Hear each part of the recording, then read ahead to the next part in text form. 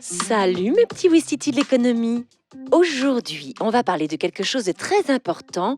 Il s'agit de la mesure du pouvoir d'achat. Mais non mon petit polisson, pas du pouvoir d'achat. Du pouvoir d'achat. Bien sûr que tu peux rester mon petit minou joli, y a aucun souci.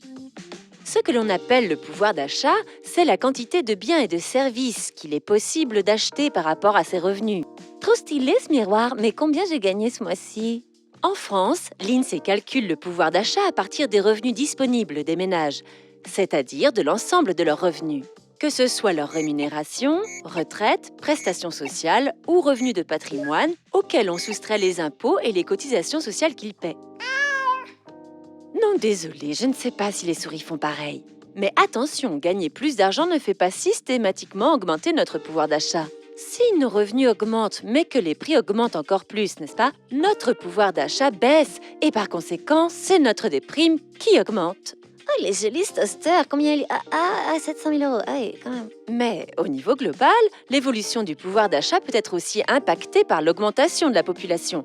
C'est pourquoi on calcule également un niveau de vie par habitant que l'on appelle aussi... Exactement, le niveau de vie moyen. Cependant, ce n'est pas tout. Pour calculer le pouvoir d'achat, on doit aussi tenir compte de la composition des ménages. En effet, c'est plus économique de vivre à 4 et de partager les frais du foyer que chacun de son côté. Qui vote pour qu'on commande des sushis avec les tickets resto de maman? Ouais. Pour tenir compte de la taille des ménages, l'INSEE utilise la notion d'unité de consommation.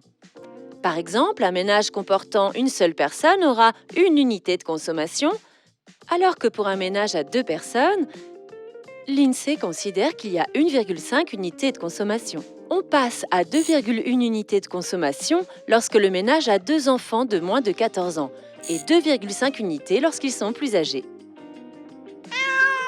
Comment ça, tu comprends rien? Tu vas voir, c'est très simple.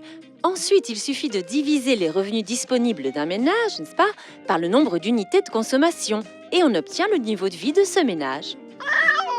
Tu vois, je t'avais dit que c'était facile. En 2018, la moitié des ménages français avaient un niveau de vie inférieur à 1 771 € mensuels. C'est ce que l'on appelle le niveau de vie médian.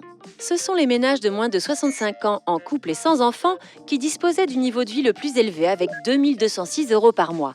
En revanche, les familles monoparentales avaient le plus faible avec 1 262 €. Autant dire qu'on est loin de la vie de Pacha. Mais non, j'ai pas dit chat, j'ai dit Pacha. Bref, ça y est. Je crois que vous savez tout sur la mesure du pouvoir d'achat et ça n'a pas de prix. Allez, moi je vous dis chalut et on se retrouve très vite pour une nouvelle leçon d'économique.